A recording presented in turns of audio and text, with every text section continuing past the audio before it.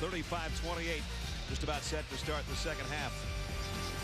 Take a look at our Star Watch update. Tobias Harris has been non-existent in this game tonight. 1 out of 4 from the floor. Terrence Jones, he's had too many turnovers as well. But Tennessee, after being down by 19 points, went on a 14-2 run to end that half. And so now we got a ball game. Welcome back, everybody. Brad Nessler, Jimmy Dykes. You know, Tennessee's been here before. Against Vandy, that was at Thompson Bowling, but they were down 17. They came back and won. So they've been in a situation like that, just not in this kind of rowdy situation as far as being at Rupp Arena.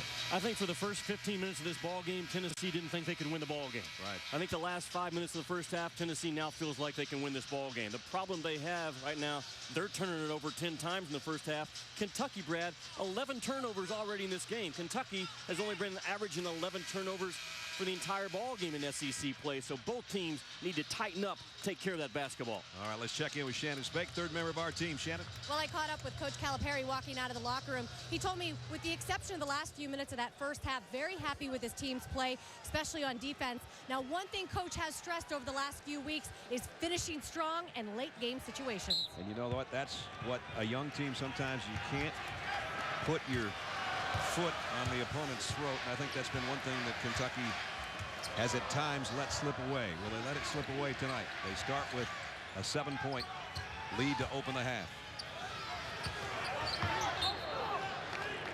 Kentucky out of bounds. I'm going to call attention to the total points for Kentucky, 35 in the first half.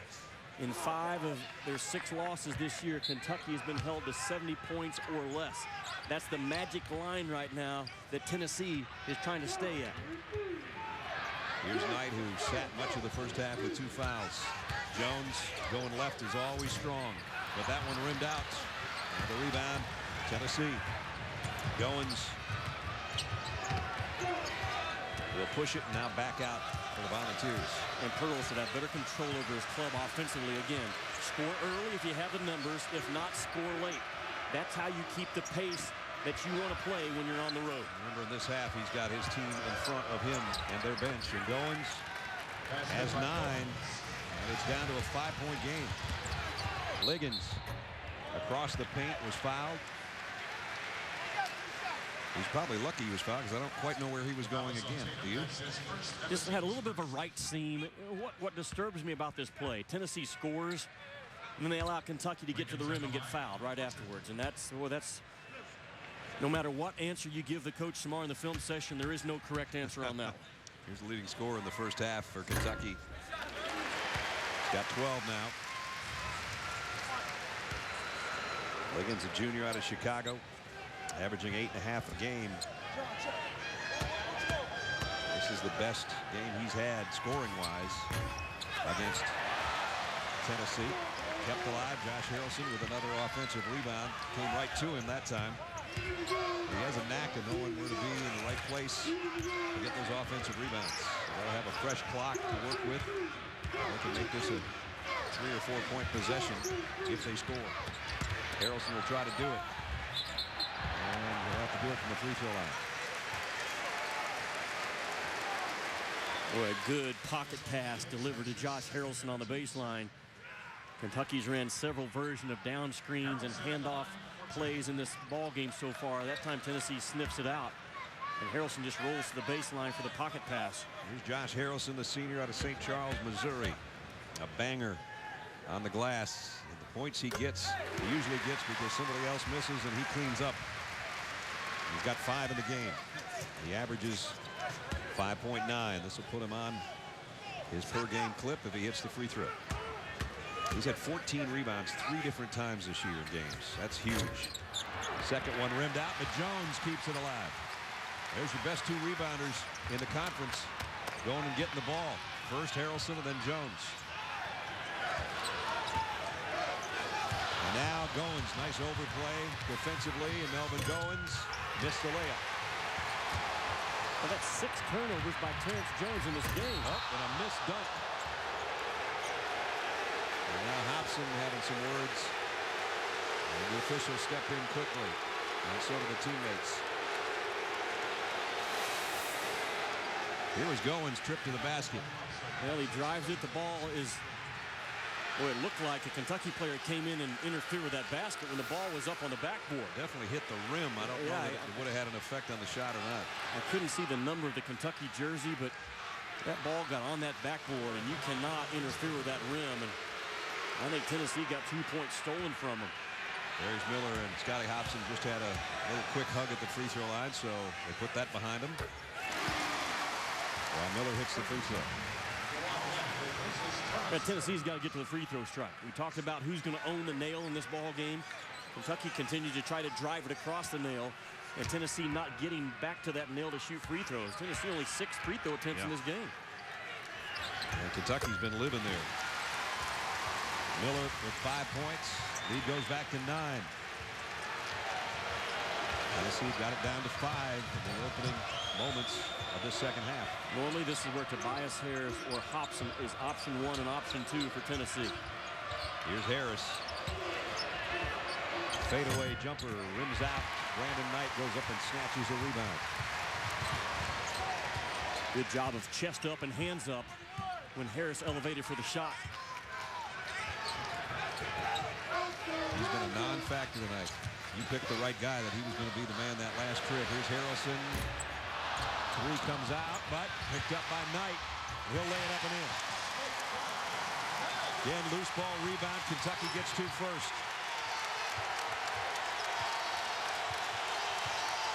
Now Tennessee can hear the crowd, and they know that it's going to slip away if they don't find some offense. This should be for Harris or Hobson again. A lazy pass. Liggins steal and slam.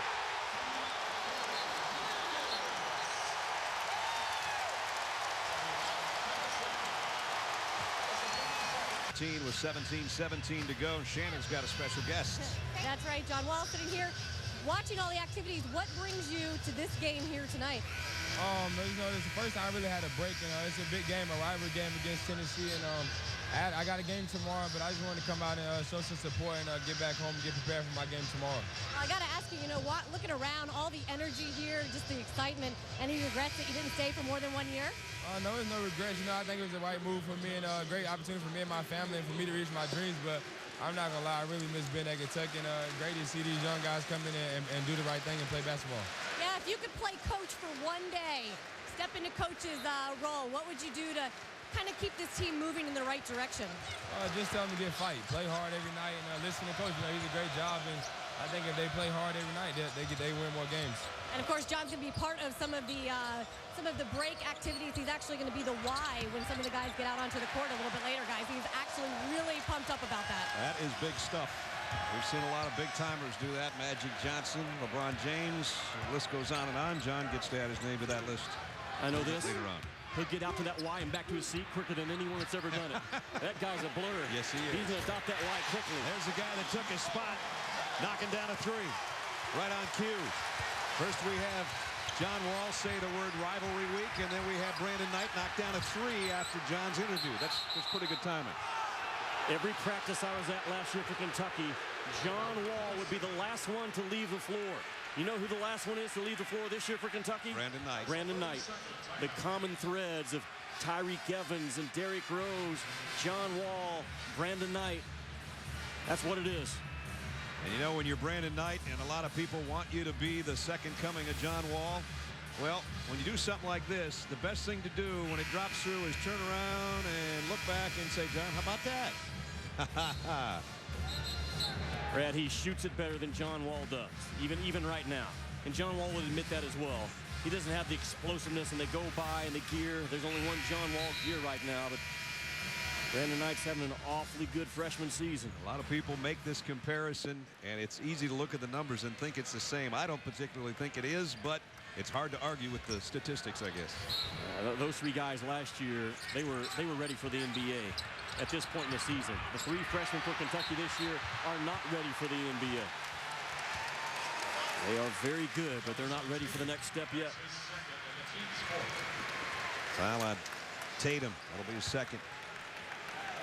So just when Tennessee made their move and got it to 5, Kentucky goes on another roll, and they're back up by 16.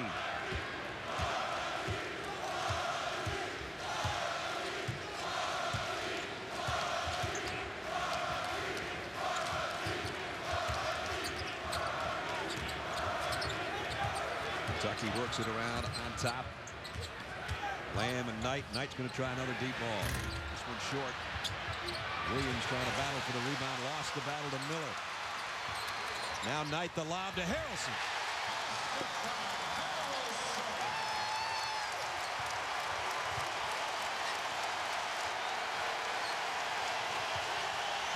Kentucky looking like they did in the first half. Hobson with a three over Liggins. Wow. Pretty good shot with Liggins right in his face. Hobson 6'7", shooting 40% from the three-point line. The offense is going to go through the hands of Hobson and Tobias Harris if Tennessee is going to get back in this ball game. Both these teams would be 5-4 in the SEC East if this lead holds for Kentucky. Harrelson again from Knight. Great pass.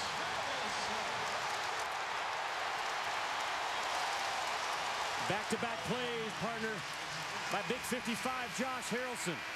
The first one, he gets away from the rim and receives an alley-oop. The second one, he sets a ball screen and rim runs. Josh Harrelson playing like a bull possessed right now. All right, here 15-16 remaining in the game. This was during the break. John Wall.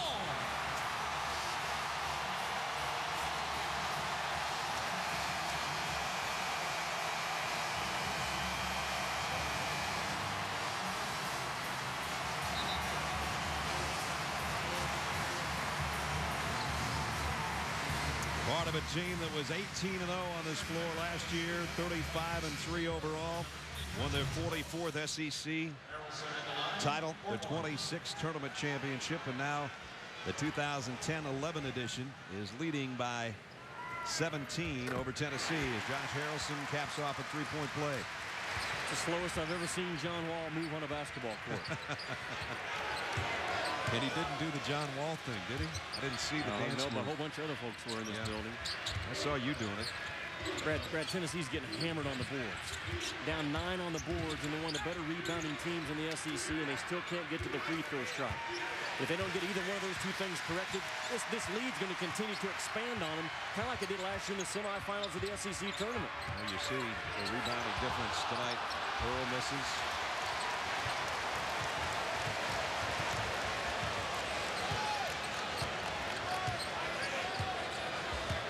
Kentucky trying to get to 17-6 and 5-4 in the conference. Over Florida on top of the SEC East at 7-2. Georgia likewise 5-4, though they lost a non-conference game in Athens tonight to Xavier.